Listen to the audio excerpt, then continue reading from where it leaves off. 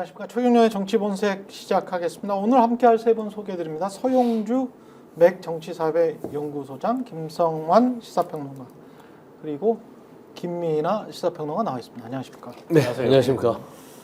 뭐 어젯밤에 괜찮으셨어요, 다들? 밤새 안녕한 사람이 있었겠습니까? 네. 어제 몇 시까지 못 주무셨어요? 5시에 잠깐 새벽에?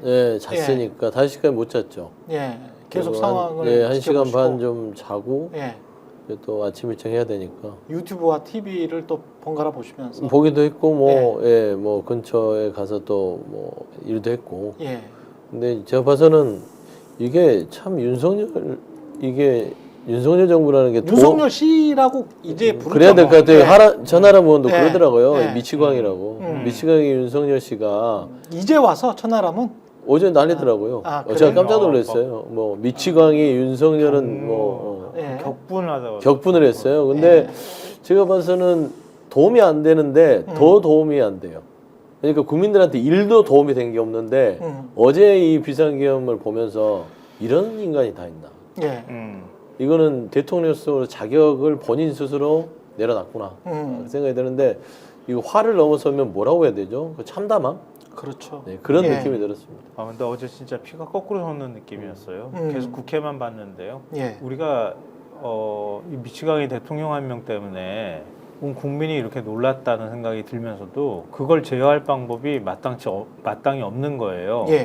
거리로 나가는 거 말고 우리가 기대할 수 있는 건 국회밖에 없었거든요. 근데 국회에 군인들이 막 유리창 깨고 진입하는 모습을 보면서 국회에서 비상계엄령 해제 결의를 할 수 있을까 없을까 그것밖에 들여다볼 수 있는 게 없는 거예요. 기대할 수 있는 게 그거밖에 없는 거예요. 그렇죠.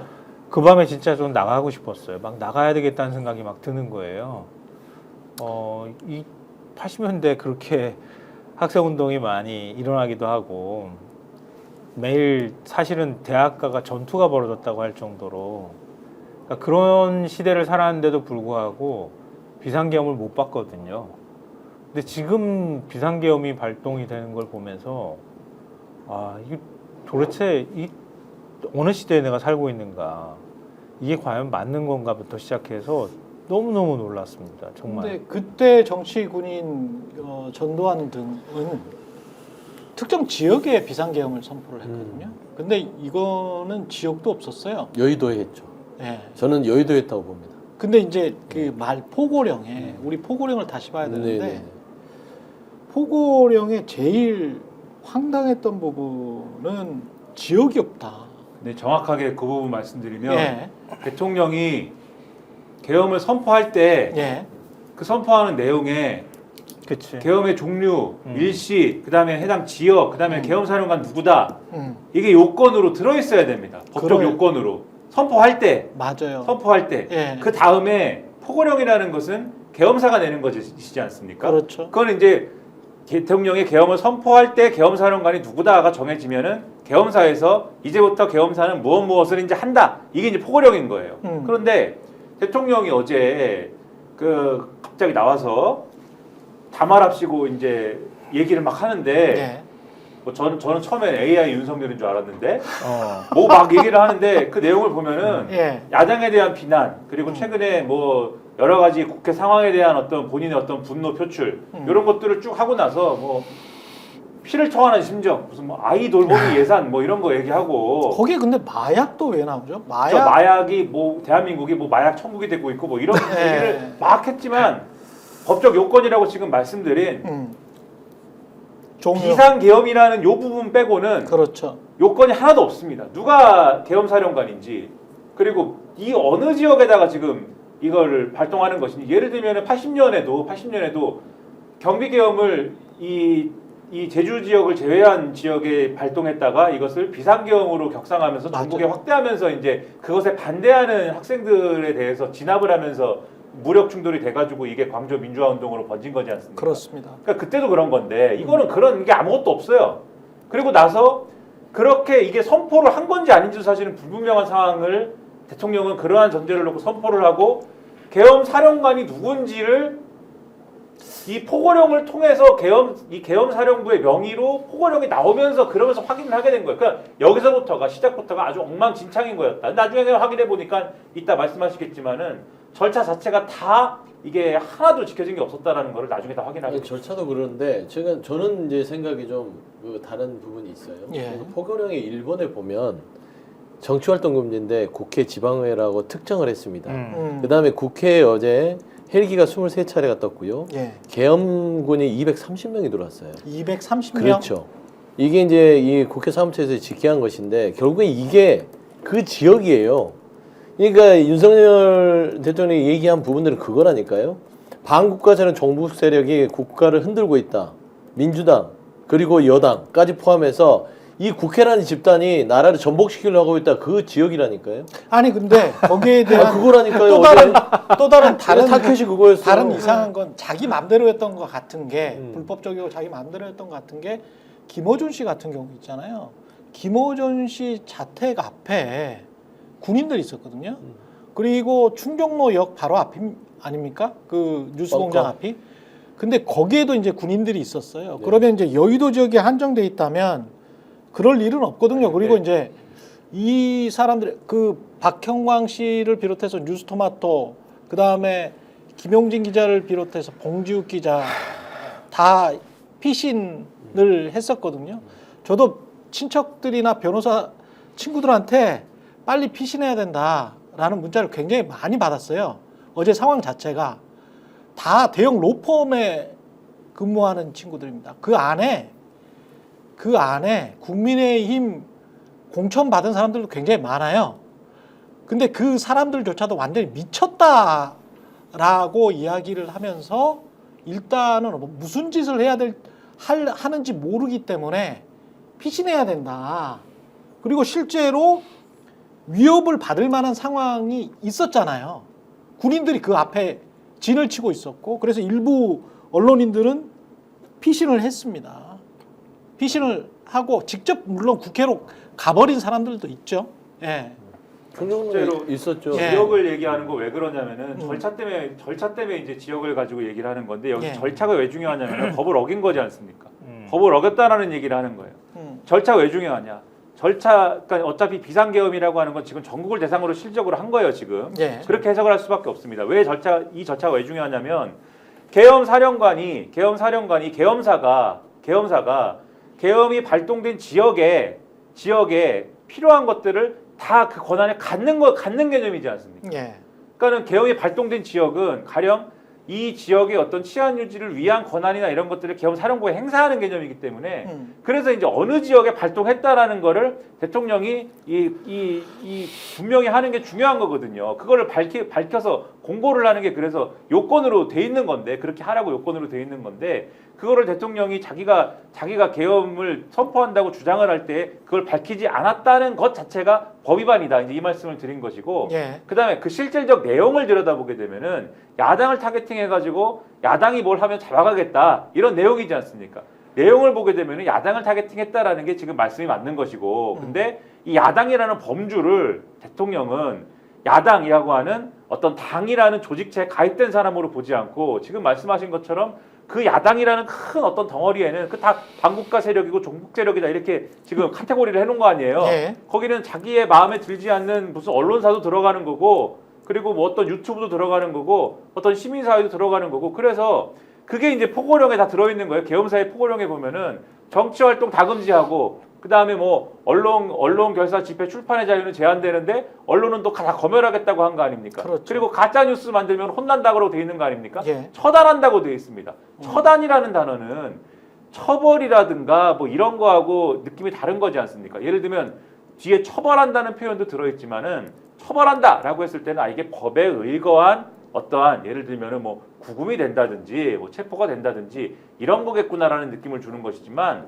처단이라는 거는 뭐까지 포괄하는 것 같습니까? 총에 맞는다라는 까지 포괄하는 느낌인 거예요, 이거는. 그렇죠. 그래서 이렇게 봤을 때는 뭘 타겟팅하고 어떤 개념으로 갔다. 이거는 어떤 뭐 질서가 전복될 것 같고 지금 대한민국이 뭔가 혼란에 빠져서 그것을 내가 바로잡아야겠다라는 개념이 아니라 이거는 나에 반대하는 어떤 세력과 어떤 뭐 이 불순한 어떤 사람들을 그 제거하고 잡아놓고 뭔가 이제 억누르겠다라는 그런 의도를 굉장히 투명하게 드러냈다는 점에서 지금 소장님 말씀하신 것처럼 그 실질적인 타겟팅한 거는 여의도와 거기에 이 조력하는 세력이다 이렇게 규정한 게 또 맞다 이렇게 두 가지로 다 볼 수 있는 것이다. 김성환 우리가 변호사는 어떻게 평가하세요? 예. 계엄 상황이라고 하면 우리가 일반적으로 경찰이 치안 유지를 하잖아요. 근데 경찰이 치안 유지를 하기 어려운 상황이니까 군을 투입해서 질서 유지를 하는 개념이잖아요. 예. 근데 대한민국이 지금 경찰이 치안을 유지할 수 없는 상황이니까 이것부터 사실 말이 안 되는 거고요. 그러니까 전시사변이라고 하는 게 헌법 조항에도 들어가 있는 거고, 그리고 계엄법도 그대로 그거 갖다가 쓴 거란 말이에요. 말씀하셨던 것처럼 계엄 상황이라고 하면 대통령이 왜 계엄을 선포해야 하는지를 구체적으로 설명해야 되는데, 그것도 계엄법 안에 있는 아까 구체적인 계엄을 발동하는 시기부터 시작해가지고, 그리고 계엄 지역, 뭐 계엄의 내용까지 전부 다 공고를 하도록 해놨잖아요. 국무회의를 거치도록 돼 있단 말이에요. 국무회의도 지금 거치지 않은 것 같아요. 그런 상태에서 그냥 계엄을 그냥 발동한 거예요, 대통령이. 나는 계엄권을 발동권을 갖고 있으니까 나는 헌법상 부여받은 권한을 행사한 거야. 이런 식의 인식을 하고 있다는 거예요. 예. 이게 정신병이죠, 이게. 만약에 이걸 김의겸 국방부 장관이 계엄을 건의를 해가지고 대통령이 그걸 받아들였다고 하면 최소한 국방부 장관은 뭐 지금은 이제 이름을 바꿨지만 방첩사로 바꿨나요? 기무사 같은 데가 기본적으로 계엄 문건을 만들든 계엄에 대한 계획이 있어야 될 거 아니에요. 근데 계엄에 대한 계획조차 지금 없는 것으로 보여. 그냥 건의하니까 덜커덕 그냥 하는 거예요. 이게 도대체 이해가 돼요? 이해가 되지 않는 상황인 거예요. 그러니까 이 사람은 단단히 세상을 인식하는 방식 자체가 이제는 뭐라 그럴까요? 그러니까 자기가 지존이라는 사고방식 갖고 있는 거 아닌가? 그냥 왕이라는 생각이 있나 봐. 내가 볼 때는. 군사는 이름을 아마 지난 정권에서 안보지원사령부 안보지원사로 바꿨나.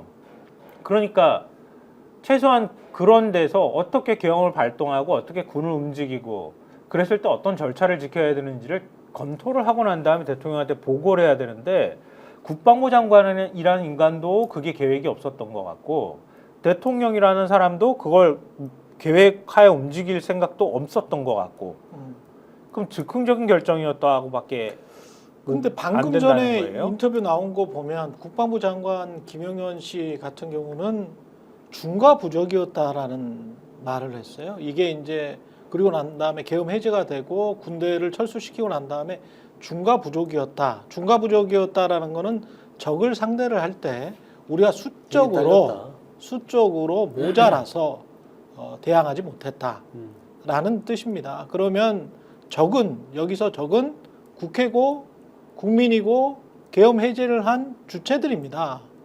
이 인간이 국방부 장관이에요, 지금. 그러니까 이 반란 세력이 누구냐가 여기서 나오는 거예요. 예. 중과부적이라는 표현을 쓰는 것 자체가 지금 상황 인식을 그렇지. 어떻게 하고 있다라는 것을 드러내는 것인데, 예. 그 국방부 장관이 중과부적이다라고 할 때의 그게 뭘 가리키는 거냐? 저는 어제 상당한 불안감을 가진 게 뭐냐면, 이게 왜 윤석열 대통령이 사실 아까 뭐 안보지원사도 말씀하셨습니다마는 국방부에 아마 계엄과라고 또 있을 겁니다. 이 계엄과 관련된 합참에 있어요. 합참에 계엄과가 있을 거예요.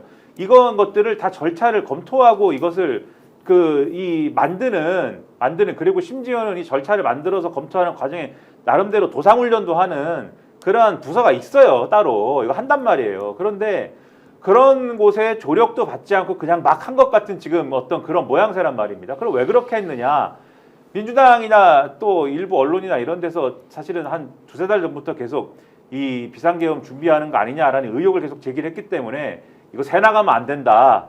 어떤 절대적인 보안을 지키는 어떤 상황에서 아주 극소수의 인원들만이 공유하는 어떤 형태로 논의를 진행하다 보니, 그러다 보니까 이게 새 나가면 안 되니까는 이게 엉망으로 진행된 거 아니냐. 극소수의 인원만 논의하면 결국 이렇게 되는 거거든요. 그렇죠. 그래서 이렇게 된 거 아닌가 싶은 건데, 그러면 이거를 그렇게 진행되는 와중에 그러면 가장 큰 영향을 미친 사람이 누구냐라고 했을 때는 저는 김용현 국방부 장관이다라고 생각할 수밖에 없는 건데, 근데 그렇게 진행을 하다 보니까 그러니까는 오히려 뒤집어 얘기하면은 절차나 이런 것들 다 무시해도 되는 계엄이다라고 인식을 했다는 거 아닙니까? 그리고 절차나 이런 것들 다 무시하다 보니까 그렇게 인식을 했다는 건 뭐냐면, 제가 어제 가장 많이 걱정을 했던 게 국회에서 이 계엄을 해제하자라고 의결을 했을 때 그걸 대통령이 받아들이지 않으면 그 다음엔 어떻게 하지? 이 걱정이 사실은 굉장히 많이 됐어요. 그래서 그렇지. 어제 4시 반에 대통령이 결과적으로 4시 반에 받아들인다라고 입장을 낸 거 아닙니까? 본인이 얘기한 거지 않습니까? 그렇죠. 그때까지 안심을 못했어요, 저는. 왜냐하면 이미 그 이전 단계에서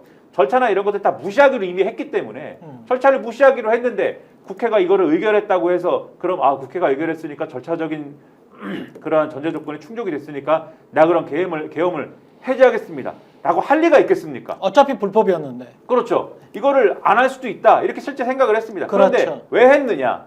제가 볼 때 윤석열 대통령은 군이 뜻대로 움직이지 않는다라는 걸 확인을 했을 거라고 저는 생각을 합니다. 그렇죠. 군이 뜻대로 움직이지 않는다라고 하면은 수족이 움직이지 않는데 계엄 상황을 계속 유지를 할 수가 있겠습니까? 불가능한 거예요. 저는 김용현 국방부 장관이 마찬가지 판단을 했을 수가 있다. 그래서 중과부적인 거예요. 우리 편이 모자란 겁니다. 그래서 이런 얘기를 하고 있는 건데 결국 그러면 그 계엄군은 뭘 위해서 준비된 사람들이었다? 지금 진행자 얘기한 대로 결국은 국민을 상대를 하는 사람, 국민을 적으로 생각하는 사람들이고 왜냐하면 법과 절차를 다 위반했다라는 거는 국민이 만든 법치의 질서를 무시한 거지 않습니까?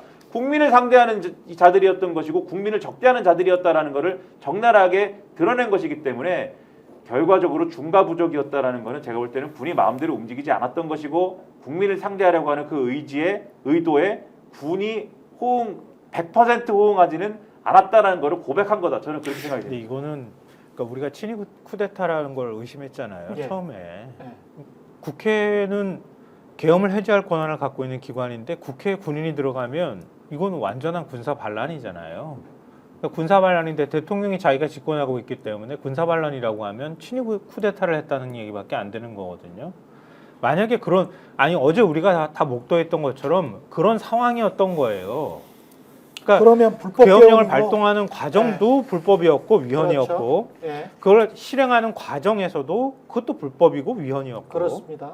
그리고 국회에 가가지고 군을 투입한 것도 마찬가지였는데 음. 근데 국방부 장관 계엄령을 발동을 건의했다고 하는 국방부 장관이라는 자가 그 국방부 관계자들한테 아까 중과부적 말씀하셨지만 중과부적이었다. 수고했다.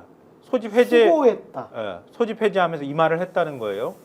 당장 지금 수사권 갖고 있는 건 검찰밖에 없지 않나요? 김용현을 검찰이 체포를 해야 돼요. 바로 체포해야 되는 예, 거예요. 이건 김용현을 지금. 체포를 해야 됩니다. 김용현 바로 체포하고 예. 윤석열은 탄핵소추 바로 올려가지고 판단을 그러니까 이건 헌법재판소의 판단을 구하도록 헌법 질서가 이렇게 돼 있기 때문에 예. 그렇게 하는 거 외에 현실적으로 지금 없다. 제가 김용현 씨를 체포를 해야 된다라는 주장에 대하여서 근거를 조금 보태자면은 예. 건의를 본인이 했다고 하지 않습니까? 그런데 그랬죠. 가령 국무회의를 정식으로 열어서 국방부 장관이 계엄의 필요성을 대통령에 건의를 했다고 하면은 그거는 법적으로 뭐 다퉈볼 여지가 있는지도 몰라요. 왜냐하면 이렇게 주장할 수도 있거든요. 나는 정상적인 건의를 했는데 거기에 대해서 대통령이 계엄을 실행하는 과정에서는 뭐 이상하게 됐다. 뭐 이렇게 주장할 수 있는 여지가 있을지도 모르는데 지금 국무회의를 연 게 확인이 안 되지 않습니까? 국무회의를 열었으면은 당연히 국무총리가 참석을 했을 것이고 그렇죠. 국무총리가 이 상황을 알았어야 되는데 국무총리가 몰랐잖아요. 지금 몰랐다는 거 아닙니까? 언론을 통해서 보면은. 그렇습니다. 국무회의를 열지 않았을 가능성이 상당히 농후한데 그런데 김용현 장관이 건의를 했다라고 지금 언론에 났잖아요. 그렇게 일단- 인정한 거 아닙니까? 일단 그러면 제가 마무리를 빨리 할게요. 예. 그 건의는 그러면은 정식으로 국무회에서 이루어진 건의가 아니고 이것은 일상의 언어로서 술자리에서 이루어졌을 수도 있습니다. 그죠? 그냥 국방부 장관이 건의를 했다는 의미가 되는 거고 그럼 뭘 건의한 거냐? 불법적 계엄을 건의한 게 되는 거예요. 그러면 이 사람은 체포를 해야 될 대상이 되는 겁니다. 반드시. 그렇습니다. 그러니까 이제 뭐 일단은 이게 비상 계엄에 준하느냐에서 이미 끝난 거예요. 예. 위헌적 요소가 다분합니다. 전시사변 아니잖아요. 이 부분들은 충분히 아니기 때문에 뭐 절차적인 문제까지 다 합해서 위헌 위법에 대해서 탄핵을 진행하면 되는 것이고 일단 국무회의를 했다고 지금 기사들이 뜨고 있어요. 국무회의를 했는데 중요한 거는 뭐냐면 국무회의에서 총리를 비롯한 다수의 국무위원들이 이 비상계엄에 대한 대통령의 생각에 반대했는데 반대했다고 기사가 나왔어요. 기사는 그렇게 어디- 나오고 네, 있습니다. 나왔는데 뭐냐면 아마 이게 충합파 소행인 것 같다. 예. 결국에는 이 계엄에 대한 주축은 행안부 장관과 국방부 장관이잖아요. 예. 그래서 이 두 사람이 강하게 옆에서 밀어붙이면서 윤석열이 나는 비상계엄 무조건 해야겠다라고 해서 그 뜻을 꺾지 못했다는 게 총리실 쪽에서 나온 얘기예요. 그래서 그래요? 이 국무회의에 대한 부분들은 아마 요건은 갖췄을 것 같은데 저는 거기까지에 대해서 비상계엄을 가지고 어떤 전복을 시도했는지 물론 이게 무슨 불법적인 계엄에 대한 쿠데타는 분명한 것 같은데 예. 저는 만에 하나 출구 전략으로 이쪽에서 세웠다면 탄핵까지 가서 본인이 조금 나중에 지금 현재의 위기를 좀 타파하고 싶은 게 아니었을까 출구 전략이. 그 의도나 앞으로의 어떤 정치적인 어떤 미래, 우리나라 전체에 요거는 좀 이따 이야기를 하고요. 지금 이거에 예. 대해서 기사 내용을 조금 더 소개해드리는 그렇죠. 게 좋을 것 네, 같은데요. 예, 이게 예. 조선일보가 보도한 걸 기준으로 말씀드리면은요. 예. 어제 저녁 한덕수 국무총리를 비롯한 국무위원들에게 대통령실로 오라는 연락이 전달이 됐다고 합니다. 어제 저녁 몇 시일까요, 그게? 그러니까 지금 시간은 예. 정확하게 안 나왔는데요. 10시 국무위원 20 19명 중에 절반가량이 대통령실에 도착을 했고 19명 중 절반이 절반가량 오후 9시쯤 국무회의가 열렸답니다. 9시쯤. 네. 그래서 한 총리를 비롯한 국무위원 대다수가 계엄 선포안이 심의된다는 사실을 사전에 알지 못했고 현장에 와서야 알았고 사전에 몰랐다. 네. 예. 그 김용현 장관이 계엄 선포를 윤 대통령에 건의했다고 밝혔고 그 자리에서. 네. 예. 그래서 국무위원들 다수는 계엄 선포에 강하게 반대했는데 다수는 반대했다. 이 국무회에 참석했던 한 국무위원이 이렇게 말했습니다. 예. 대통령이 담화 내용에 대한 생각이 너무나 확고해 아무도 뜻을 꺾지 못했다. 이것도 정말 비겁한 자들인 것 같은데 조선일보의 뭐 스타일이야 뭐 마찬가지지만요. 조선일보를 욕할 것 없이 일단 국무위원들이 자신들의 이름을 걸고 누가 찬성을 했고 누가 반대를 했고 어떤 근거를 가지고 찬성을 했고 어떤 근거를 가지고 반대를 했는지 그 자리에 참석했던 국무위원들입니다. 장관들은 국무위원들이에요. 각 부처의 책임자들입니다. 그 국무위원들이 국민들에게 고해야 됩니다. 사실을 일단 알려야죠. 그러니까 이런 이거는 식으로 익명으로 숨어버리는 것도 진짜 나쁘다고 생각하고요. 이건 나중에 가서 국무위원 회의록 다 뒤져가지고 예. 확인해 보면 되는 거고요. 음. 대통령 끌어내리면 다 확인할 수 있는 방법이고요. 그리고 제가 알기로는 한 10시쯤 정도부터 시작해가지고 합참에 총 비상이 걸려서 전부 복귀가 다 비상대기 명령이 내려졌다고 하거든요. 예. 근데 대통령의 담화는 10시 반간 정도에 나왔잖아요. 국무회의가 9시쯤에 열리기 시작했다고 하면 경론이 있고 뭐 이렇게 하고 대통령이 9시 한 20분 좀 넘어서 비상계엄 선포한 거를 생방송을 했다고 하면은 최소한 10시 이전에 회의가 끝났다는 얘기가 되는 거잖아요. 그러니까 비상계엄이 발동이 되기 전에 이미 합참이나 이런 데 군 차원에서는 움직였다 미리. 이런 추정이 가능해요. 이것도 사실은 문제가 있는 거예요. 그러니까 비상계엄 발동에 준해서 미리 군이 다 움직여 버렸다는 거예요. 그러니까 그렇게 하고 미리 대기태세를 하고 난 상태에서 발동되고 나니까 그 다음에 군이 실질적으로 막 움직이기 시작했다는 얘기가 되는 거거든요. 그러니까 김용현은 자기가 건의하고 대통령이 이렇게 된다는 거 알고 미리 군에 움직이도록 지시를 했다고도 얘기가 될 수 있는 거예요. 그러니까 특히 국방부 장관이 움직일 수 있는 군이 있죠. 그렇죠. 그리고 아마 가장 먼저 생각했을 거는 이 사람들도 가장 먼저 생각했을 거는 아무리 뭐 바보 같은 사람들이어도 가장 먼저 생각했을 거는 이 계엄을 선포하면 당연히 국회에서 야당의 의석이 다수기 때문에 모여가지고 이거를 해제를 할 것을 결정하면은 그렇죠. 그러면 이거는 뭐 끝이니까. 끝이다. 음. 그러면 당연히 이거 막을 것부터 생각하지 않았겠습니까? 그렇죠. 이거 어떻게 막느냐?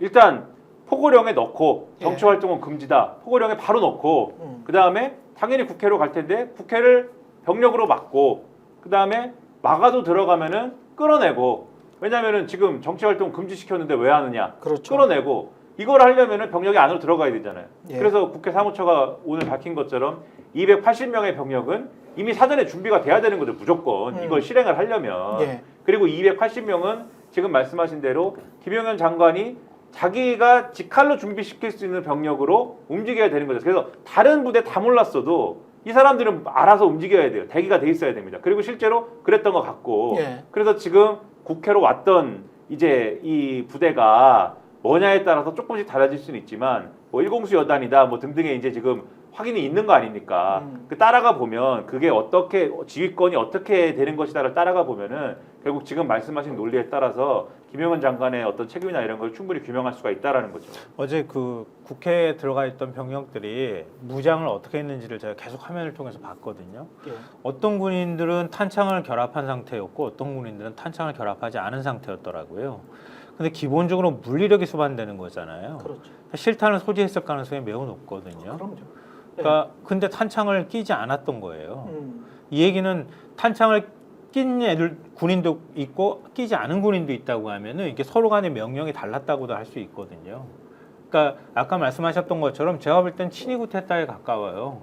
그러니까 그랬다면 그러니까 국회에 가가지고 어떤 절차, 그러니까 법적으로 어떤 절차가 있을지 뻔히 알고 포고문에도 그게 국회 정치활동 금지를 했다고 하면 그러면 가가지고 최대한 빨리 물리력으로 국회 의결을 막는 게 제일 빨리 해야 될 일이었거든요. 그리고 이제 우리가 다 아는 것처럼 예전에 봤던 것처럼 방송사, 언론사, 신문사 다 통제해버리고 그러고 난 다음에 국가 주요기관 접수하고 이런 거란 말이에요.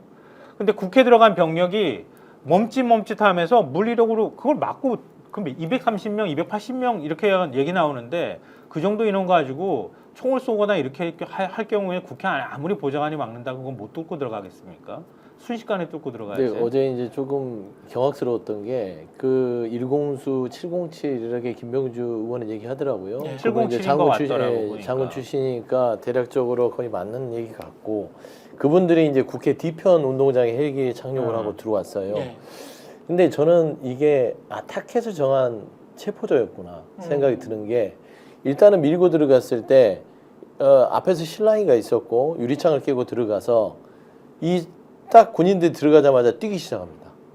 그러니까 딱 타켓 지점을 아는 거죠. 그러니까 보통 뛰지 않아요. 그런데 들어가자마자 막 뛰어서 각 당에 있는 당의 어떤 어딘가를 찾는 듯한 모습.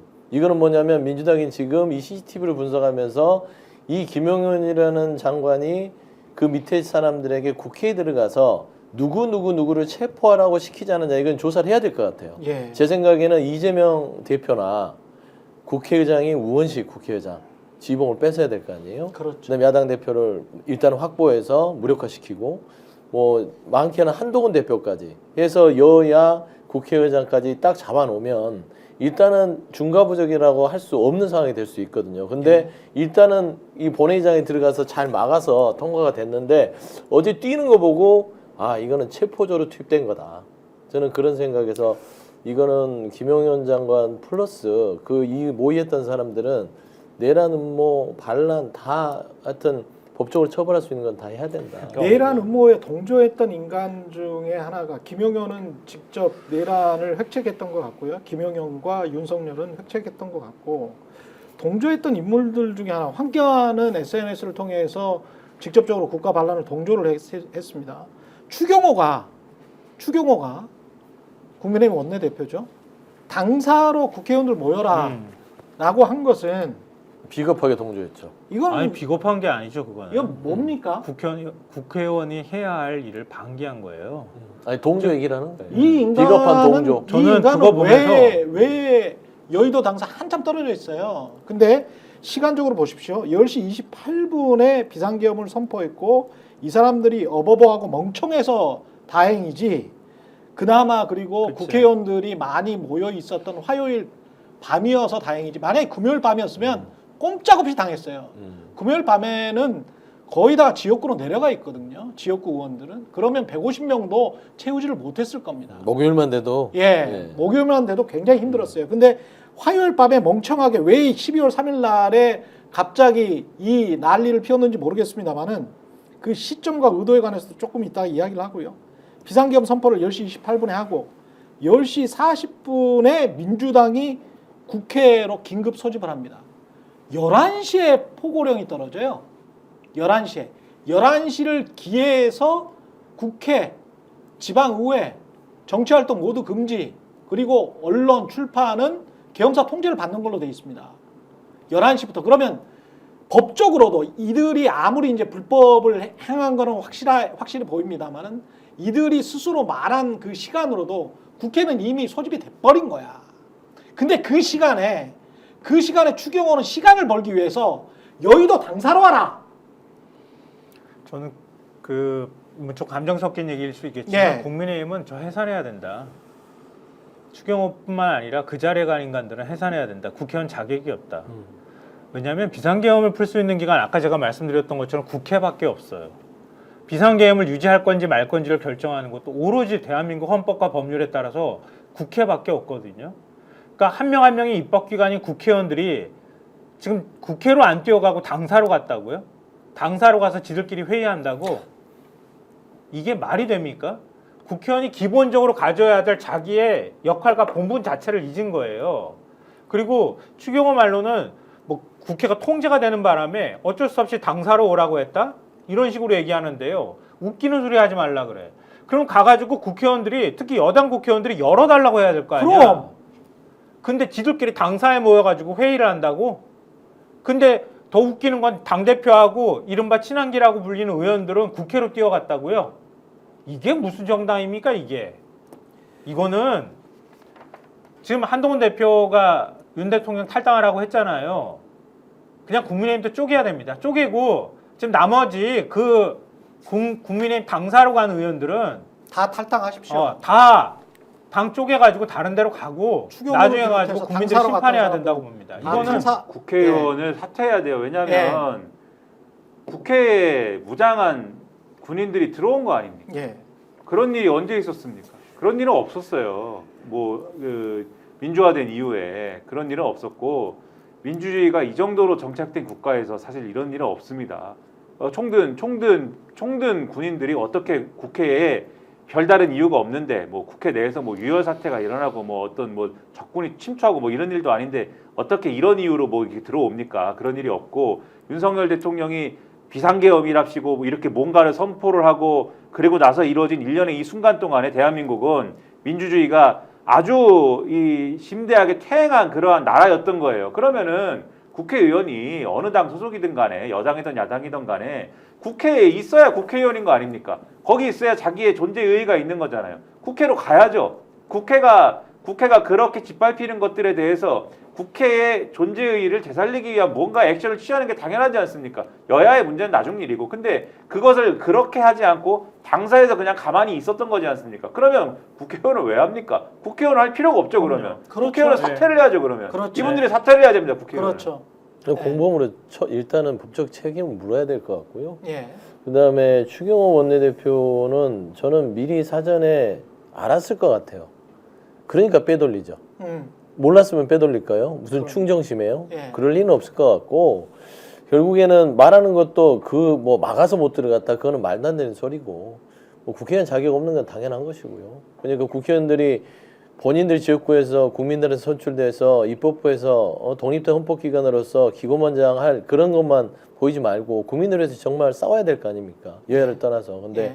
그 직무를 방기했기 때문에 그 부분에 대해서는 저는 60명이라고 하더라고요. 추경호 원내대표가. 당사에 모였던 사람이 60명인데 60명이었대. 그분들은 명단을 공개를 해가지고요. 일단 근데 좀 190명 일단 망신을 줘야 될 것 같아요. 190명 아닌 사람들 나머지가 이제 다 110명 정도. 국민의힘 의원들 그러죠. 그렇죠. 네, 108명이니까 108명이니까. 예. 그러니까 이제 제가 봐서는 국민의힘 중에 너체가 그래서 이상하다. 108인데 네. 안에서 한 17명 17, 18이고 60이면 78이면 한 40명 정도가 안 나타난 거잖아요. 그렇죠. 그러니까 아예 그냥 직무를 포기하고 당사도 안 하고 본청도 안 하고 지역에 있던 사람이나 숨어 있던 사람들이 꽤 있다는 거예요. 그렇지. 그러니까 거의 이제 뭐 무기력에 빠진 거죠. 그렇죠. 거기 안에서도. 그렇죠. 그래서 저는 일단은 그걸 뭐 다 싸잡아서 당연히 국민의힘은 정당의 자격이 없는데 최소한 당사에서 추경호와 함께 있었던 60명은 명단을 공개해서 망신을 좀 줘야 된다. 예. 그리고 책임을 물어야 된다. 망신을 주는 문제가 아니라 김민하 평론가 얘기한 것처럼 국회의원직 사퇴해야 돼요.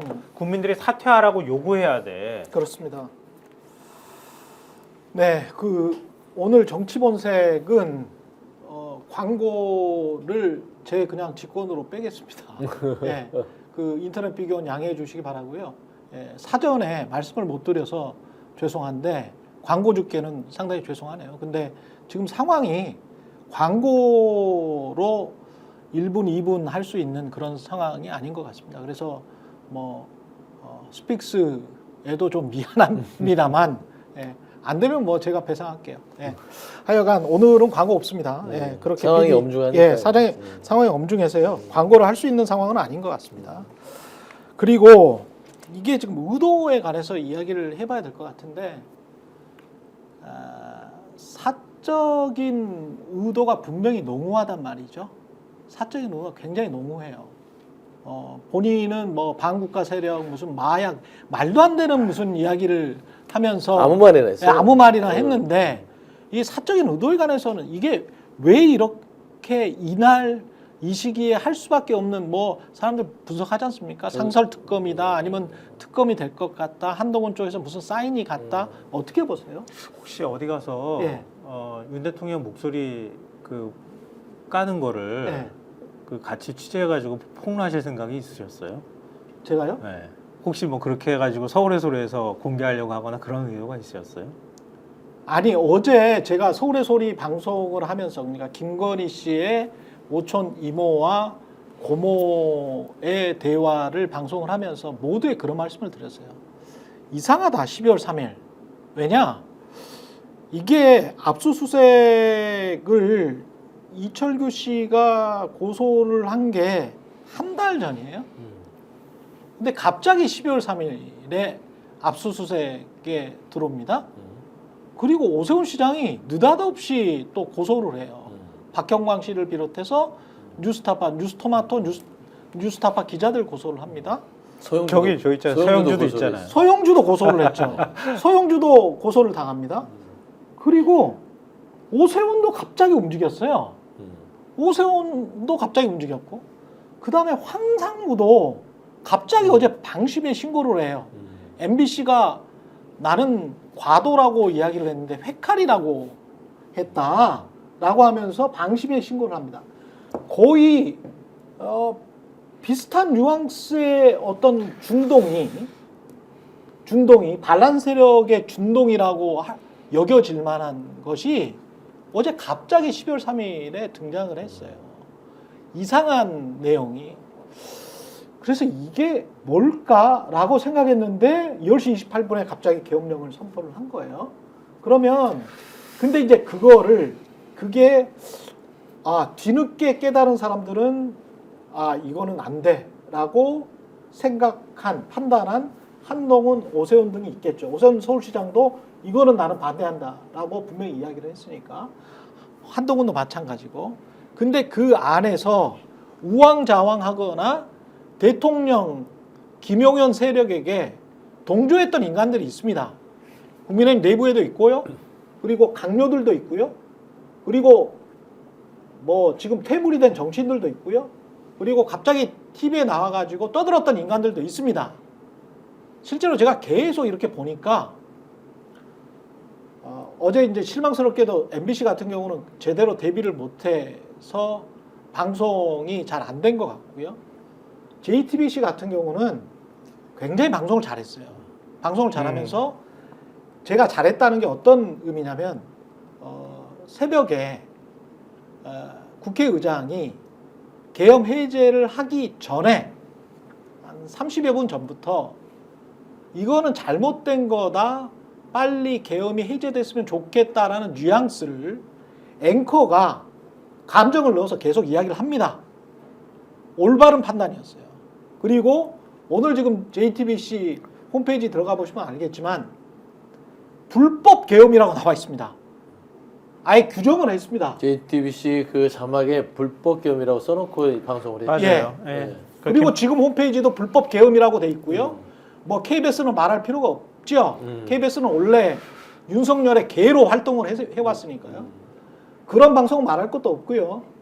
여기에서 판단을 제대로 하고 국민 편에 있었던 인간들과 국민 반대편에 있었던 인간들을 가려내야 됩니다. 그리고 법적으로 처벌해야 될 인간들은 법적으로 처벌을 받아야 되고요. 기록으로 남겨야 될 사람들은 기록으로 남겨야 됩니다. 예. 어제 뭐 김필규 기자 그래서 제가 또 다시 한번 보기도 하고 그랬었는데요. 그러니까 제가 여쭤보는 이유는 그거예요. 뭔가 긴박하게 내가 이렇게 하지 않으면 내가 탄핵이 되거나 아니면 끌어내려지거나 뭐 할 거라고 하는 위기감이 작동했던 건가?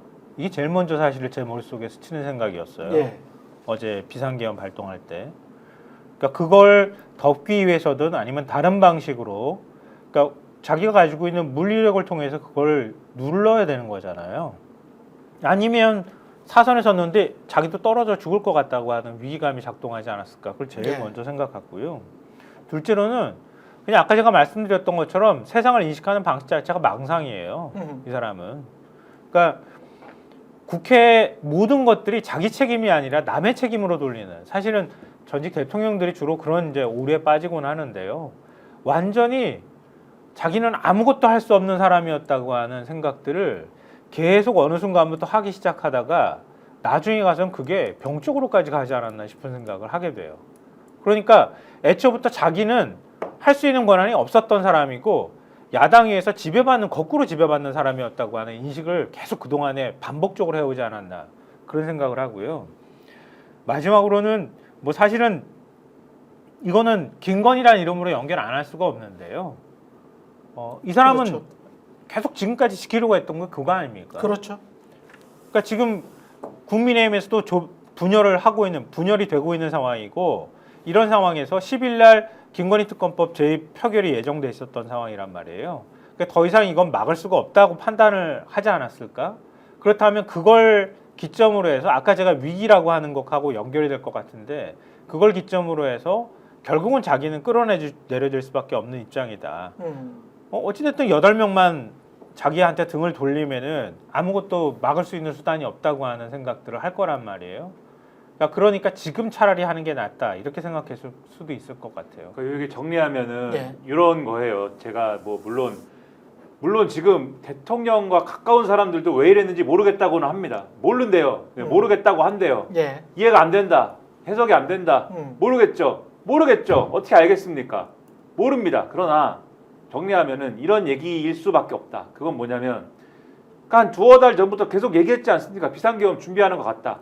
그러니까 언젠가는 마지막에는 비상계엄 카드까지 꺼내서 이 상황을 해결할 수 있어 라는 생각을 대통령과 그 측근 김용현 씨와 같은 이러한 악당들이 했는데, 그때도 근데 두어 달 전에는 어떤 상황이었느냐 생각해 보시면, 최상병 사건, 그걸 통해서 뭐 이종호 씨 얘기 막 나오고, 그다음에 이걸 통해서 또 김건희 여사 뭐 도이치모터스 사건 막 얘기하고, 그리고 이제 명품백 사건 검찰이 어떻게 하느냐, 뭐 불기소를 하느니 마느니 이것 때문에 골치 아프고, 검찰 내에 뭐 한동훈 라인들이 또 뭐 다 유배를 보내버렸지만 뭐 얘기가 이래저래 언론 통해서 나오는 거 아니야, 뭐 이런 걱정이 되고 할 때지 않습니까?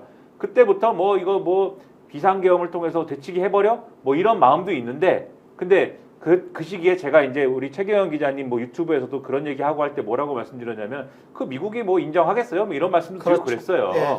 생각을 그 당시에 제가 볼 때는 윤석열 정권에 이런 악당들이 생각을 해봐도 잘 이게 되는 그림은 아닌 거예요. 그런데 최근에 보면은 미국은 어쨌든 정권 이해한 게 아닙니까? 예. 아마 그립이 좀 약해졌을 거다 이런 생각을 했을 것이고, 그 다음에 한동훈 태도 이상하고, 그리고 지금 계속해서 뭐 1대1로 접촉도 해보고 의원들 접촉도 해보고 하지만 아마 분위기 이상하다라고 느낄 겁니다. 그래서 김건희 특검은 어떻게 될지 모르겠고, 그리고 결정적으로 그렇다고 해서 지금 마지막 카드를 쓸 때가 온 것 같은데, 생각하기에 이 용산과 악당들의 생각은 마지막 카드를 비상계엄을 쓸 때가 온 것 같은데, 근데 사람들한테 이렇게 얘기할 겁니까? 나는 김건희 특검법을 막기 위해서 비상계엄 카드를 쓸 거야, 이렇게 얘기할 수가 없지 않습니까? 그렇죠. 그러면은 핑계를 대야 되는데, 물론 여러 가지 이제 레토릭은 되지만, 왜냐면은 전시와 사변에 준하는 국가 비상사태에 선포할 수 있는 게 계엄이기 때문에 반국가 세력이니 뭐니 어쩌니 저쩌니 하는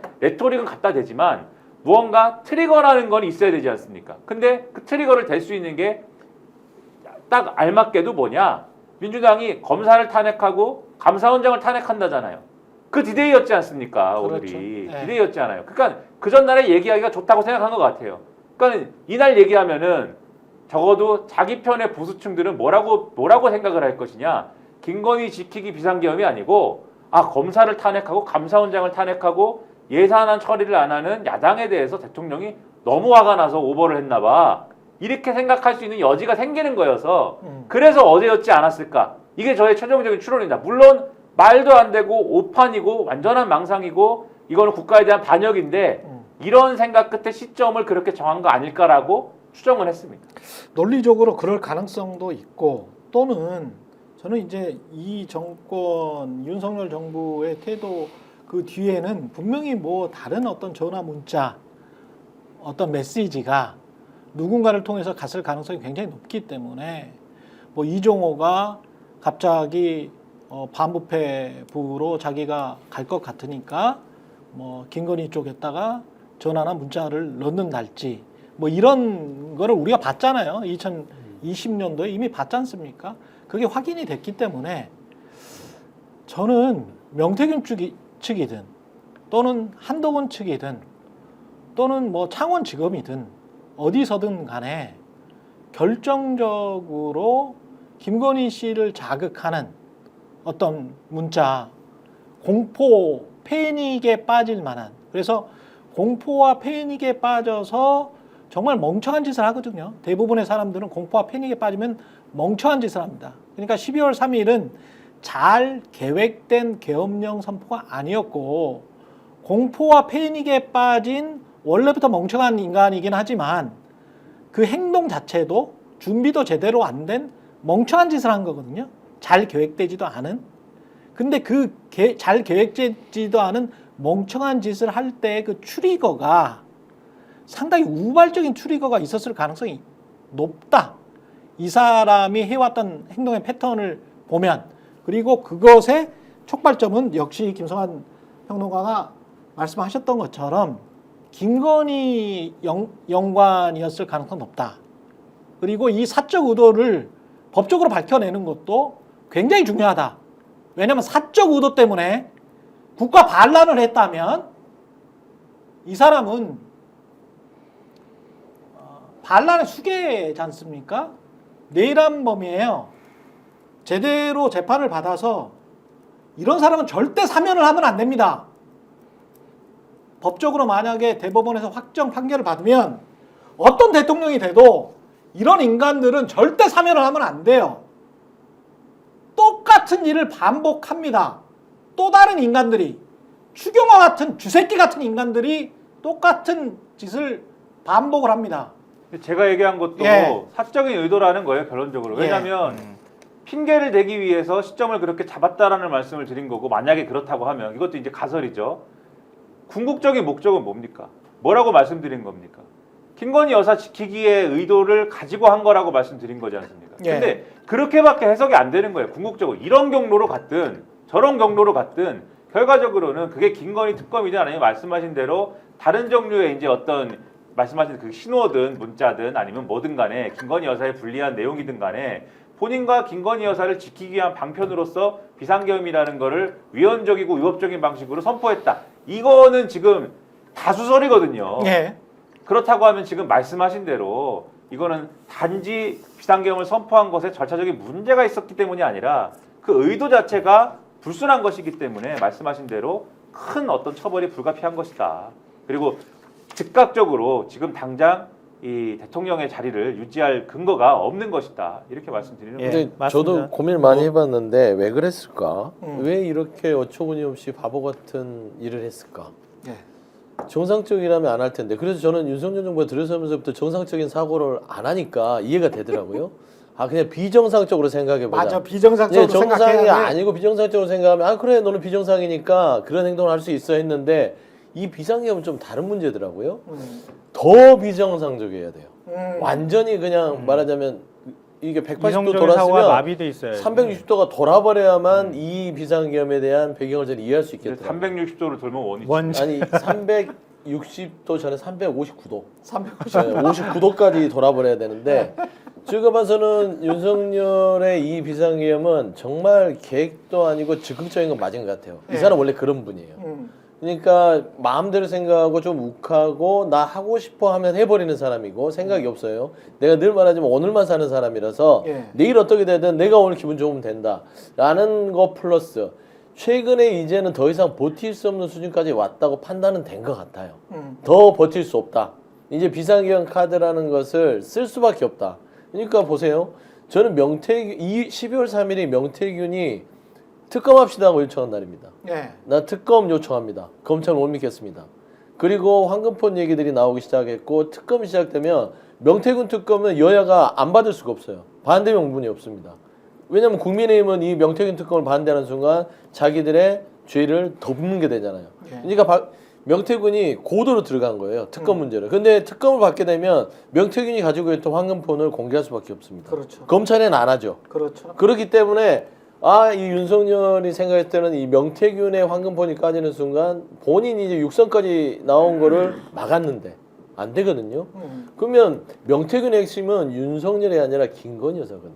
그렇지. 그러니까 이제 김건희를 지켜주는 것도 여기까지다. 근데 여기까지라고 했을 때는 할 수 있는 건 비상계엄밖에 없어요. 비상계엄을 통해서 일단은 성공한 쿠데타를 꿈꿨던 것 같아요. 그래서 완전히 사법부와 행정부를 꽉 잡고 입법부의 입을 막고 언론을 다 통제하고 그래서 완전히 공포정치를 통해서 본인이 지금 처한 상황을 벗어나고 싶은 그런 망상을 꾼 게 아닌가. 근데 결국에는 망상을 3시간 만에 망상은 3시간도 못 꿨어요. 예. 왜냐하면 그 제가 지금 대국민 특별 담화문, 그러니까 비상계엄령 발동할 때 대국민 특별 담화문을 읽어보고 해제문하고 비교를 해봤거든요. 근데 이건 확신에 찬 문장이에요.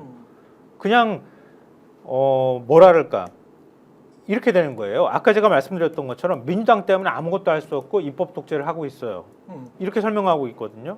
판사 겁박하고 탄핵하고 이렇게 하고 행정부 마비시키고 그리고 예산 전액 삭감해서 국회가 입법 독재를 통해서 예산권까지 농락하고 있다. 이렇게 얘기하고 있거든요. 그러니까 대한민국 국가 재정을 농락하고 있는데 거기에다가 이제 더불어서 하나를 덧붙이는 게 탄핵과 특검, 야당 대표의 방탄으로 국정이 마비 상태에 있다. 국회는 범죄자 집단의 소굴이 되었고 입법 독재를 통해 국가의 사법 행정 시스템을 마비시키고 자유민주주의 체제 전복을 기도하고 있다. 이렇게 해서 한 단락이 끝나요.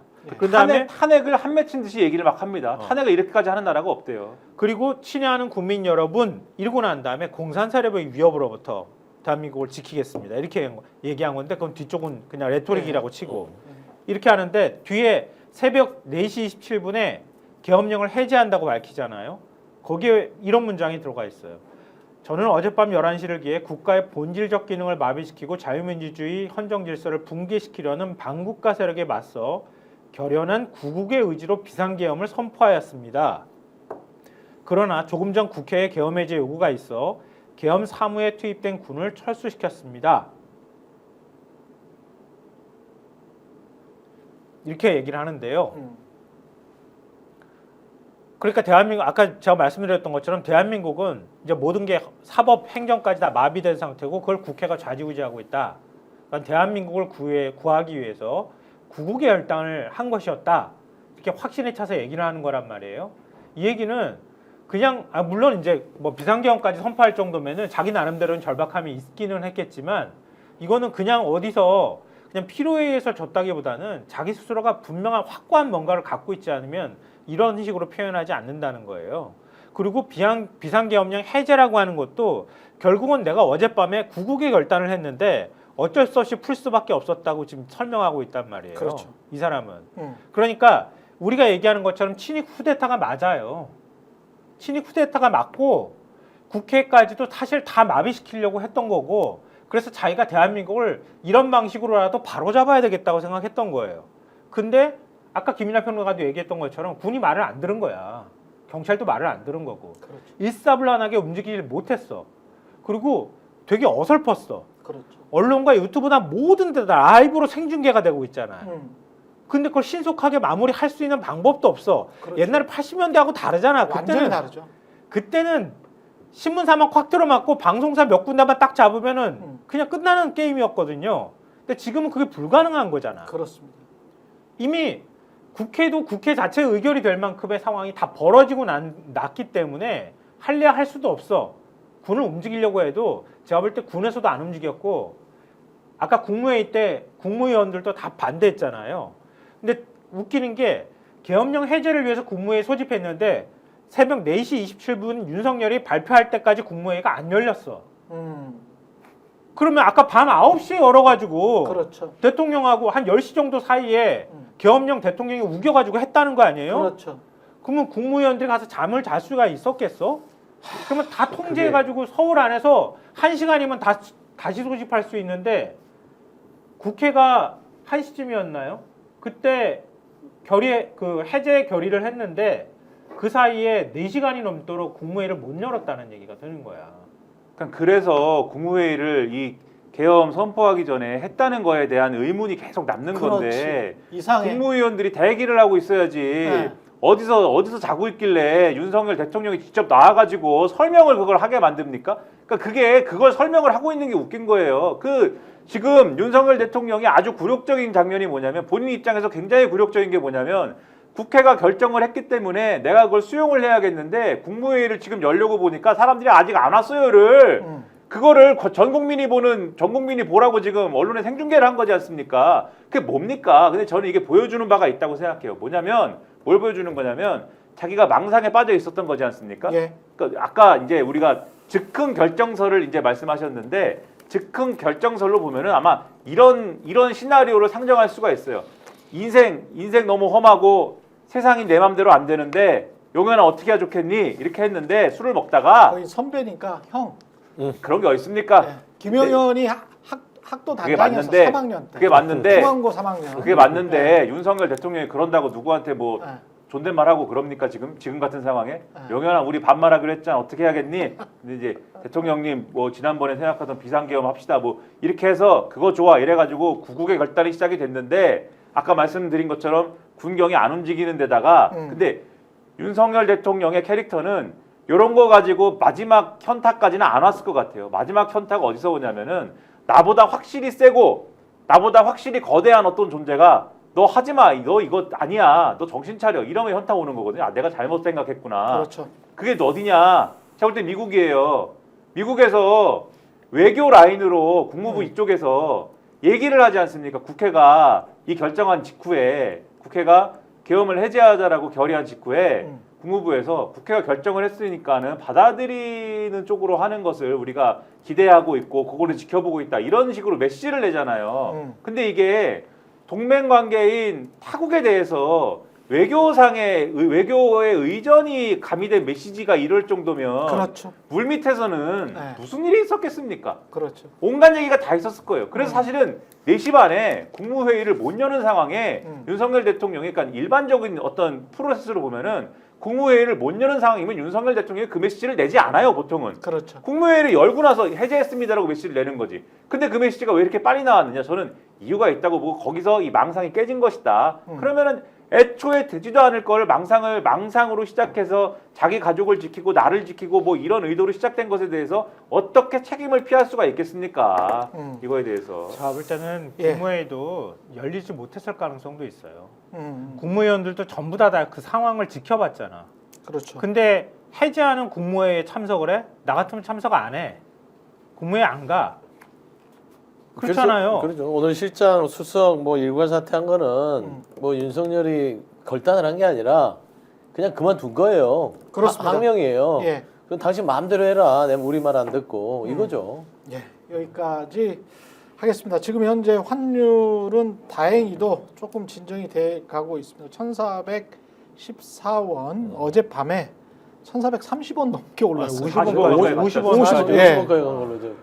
1,414원이고요. 예, 코스피는 1.81% 떨어졌고요. 코스닥은 2.37% 하락했습니다. 다행입니다. 이 정도면 주식 시장을 개장을 했고 이 정도로 하락했다는 거는 아니 지금 이 정도가 문제가 아니지. 예. 이제부터 시작이지. 근데 이제부터 이거는 그래도 그나마 이제 아까까지는 제가 보니까 외국인들이 한 2,400억 매도했던데 그나마 그래도 한국의 민주주의가 살아 있구나라는 거를 어젯밤에 그나마 그 150여 분 이후에 보여준 거예요. 맞아요. 네. 보여준 거기 국회에서 때문에 사람들이 좀 안정이 된 거야. 만약에 계엄이 지속이 돼 버렸잖아요. 그 계엄이 성공했다는 식으로 가고 우리가 방송도 못할 지경이 됐으면 망하죠. 망합니다.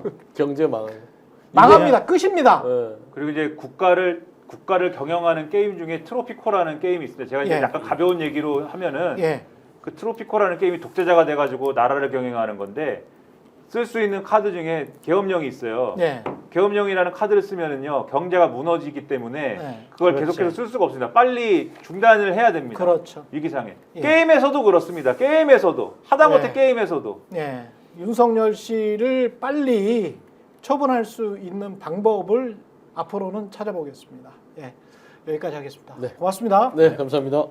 스픽스는 말하는 언론입니다. 대세는 유튜브, 그중에서 스픽스. 좋아요, 댓글, 구독, 알림 설정. 여러분이 저희를 사랑해 주시고 우리가 여러분을 사랑하는 4가지 방법입니다.